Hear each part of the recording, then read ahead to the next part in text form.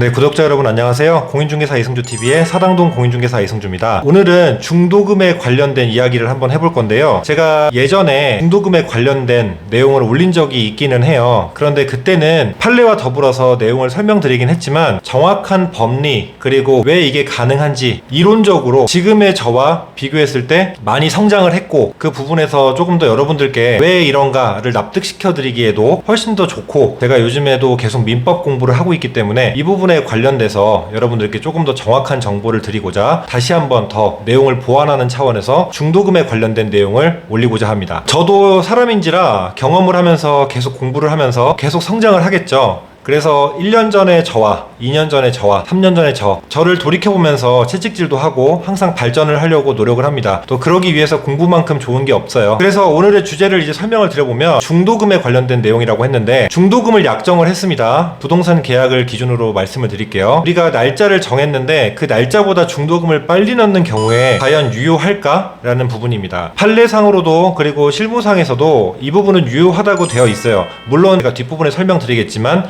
다른 특약이나 특별한 사정을 정해놓지 않는 한 유효한데요. 유효한 게 원칙이라고 보시면 될 것 같아요. 그리고 예외를 따로 정할 수 있다라고 보시면 될 것 같고요. 제가 다른 유튜브들도 찾아봤는데 의견이 각각 다 다르지만 저는 제가 배운 대로 그리고 제가 공부한 법리적인 해석대로 그리고 판례가 나와 있는 대로 설명을 드리고자 합니다. 자, 먼저 이 중도금을 설정하게 되는 것은 계약금까지 넣고 계약을 체결을 했어요. 그러면 다들 아시다시피 계약은 해지할 수가 있죠. 이 중도금부터는 계약 해지가 안 되면서 왜 계약 해지가 안 되는지 그 부분은 이행의 착수라는 부분으로 간주를 해서 계약을 해지할 수 없는 사유 그리고 계약을 해지할 수 없는 상황에 돌입했다라고 일전 영상에도 설명을 한 적이 있습니다. 그런데 이 중도금을 그러면 원칙적으로 잘 생각해보면 누구를 위해서 만든 걸까요? 중도금은요, 우리가 대금을 지급하는 부분에 있어서는 우리 매수자 혹은 임차인 일반적으로 매매 계약 때 그리고 금액이 클 때 중도금을 더 많이 설정을 하기 때문에 중도금 설정이 필수가 아니라는 걸 알고 계실 테지만 우리가 분할로 내기 위해서 중도금을 설정하죠. 그래서 저는 오늘 기준을 그냥 매수인이라고 표현하겠습니다.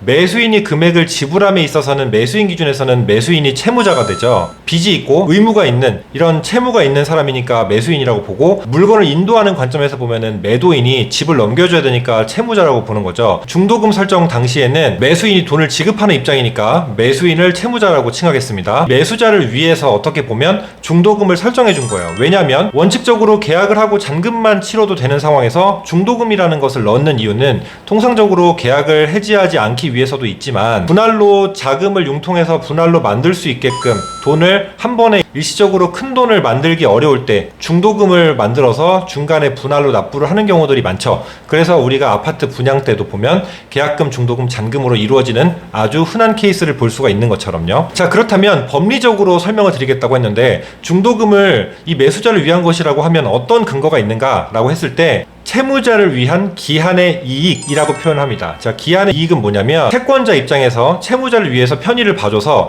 기한을 주고서 이 채무자에게 기한을 갖게끔 이익을 준다라고 보시면 될 것 같아요. 그래서 원칙적으로 이 중도금은 매수인을 위한 기한의 이익을 부여한 거죠. 자, 그러면 매도인 입장에서 매수인 그러니까 채무자에게 금전적으로 기한의 이익을 주었어요. 자, 그렇다면 이 매수인 입장에서 돈을 더 빨리 만들었거나 혹은 돈을 지불할 여유가 돼서 중도금 기일보다 먼저 돈을 넣었다라고 했을 때는 당연히 원칙적으로 유효해요. 쉽게 비유를 드리면 우리 신용카드를 썼습니다. 신용카드는 다음 달에 우리가 돈을 내기 위해서 일단 일시적으로 카드사에서 돈을 내주고 우리가 그 빚을 상환하는 개념이죠. 그런데 우리가 신용카드 대금이 납부일이 정해져 있다고 해서 그날만 딱 돈을 내야 되나요? 물론 그날보다 지체가 되면 연체금이라는 것이 붙고 신용등급에 영향이 가지만 그보다 앞당겨서 돈을 내게 되면 어떻게 되죠? 유효하고 오히려 카드사 쪽에서도 아무런 문제가 없겠죠. 왜냐하면 이 카드 대금에 대한 것도 이 채무도 기한의 이익이라는 걸로 해서 채무자에게 그러니까 신용카드를 쓰는 우리에게 기한의 이익을 부여한 거예요.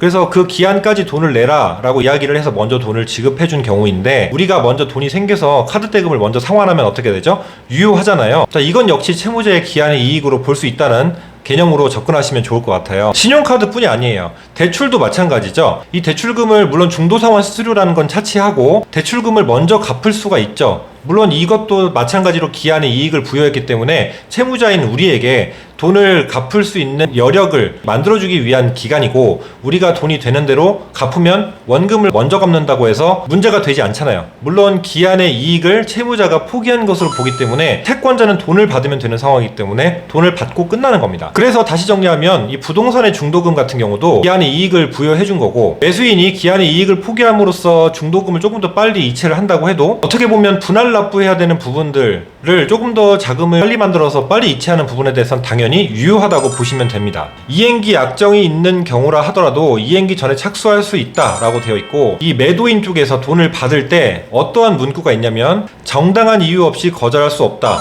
따라서 정당한 이유, 아까 제가 서두에 설명했던 정당한 이유나 특약을 만들어두면 당연히 거절할 수가 있겠죠. 이건 매도인 입장에서 이제 설명을 드립니다. 매도인 입장에서 집값이 갑자기 폭등을 하고 있어요. 집을 계약했는데. 그럴 때는 계약금 배액을 상환하면서 계약을 해지하더라도 훨씬 더 매도인이 이익을 받을 수 있는 상황이라서 해지하는 경우들이 있죠. 이런 상황이거나 혹은 매도인이 나중에 혹시 변수가 생겨서 중도금을 좀 천천히 받고 싶다, 이런 경우에는 계약을 체결할 당시에 특별한 상황 혹은 약정을 만들어두면 되겠죠.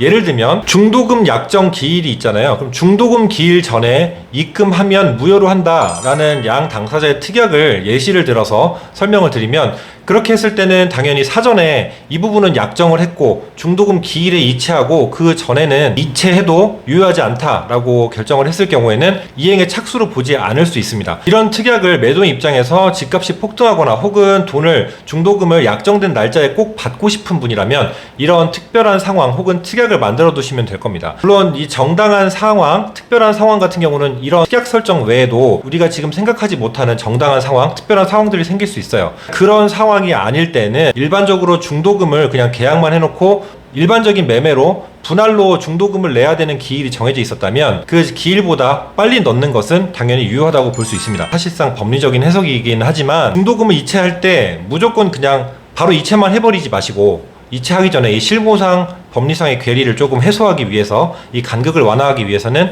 중도금을 예정보다 빨리 넣겠습니다 라고 하고 중도금을 먼저 넣으시는 경우, 그러니까 먼저 통지를 하고 중도금을 넣으시는 경우도 사실상 이 간극을 조금 줄이는 방법이 될 수 있다고 볼 수 있겠죠. 자, 그래서 오늘의 요지, 중도금을 기일보다 빨리 이체할 경우에도 유효한가에 대해서는 다시 한번 말씀드리면 정답은 유효합니다. 이 정답이 유효한 법리적인 이유는 이 중도금은 채무자를 위한 거고 돈을 주기 위한 분할 상환을 위한 요건으로 만들어준 건데, 이 채무자가 기한의 이익을 포기함으로써 돈을 먼저 준다는 것은 유효하다라는 부분이고, 이 매도인 입장에서 이런 돈을 먼저 받기 싫은 상황이 생기거나 특약으로 설정해서 돈을 먼저 주는 것은 유효하지 않게끔 만드시는 방법의 방어 수단도 따로 준비가 되어 있다라는 부분을 설명드릴 수 있겠습니다. 이렇게 해서 오늘 내용도 중도금에 관련된 내용 설명 마치도록 하고요. 다음 영상에서 또 유익한 내용으로 찾아오도록 하겠습니다. 시청해주셔서 감사합니다. 다음에 만나요.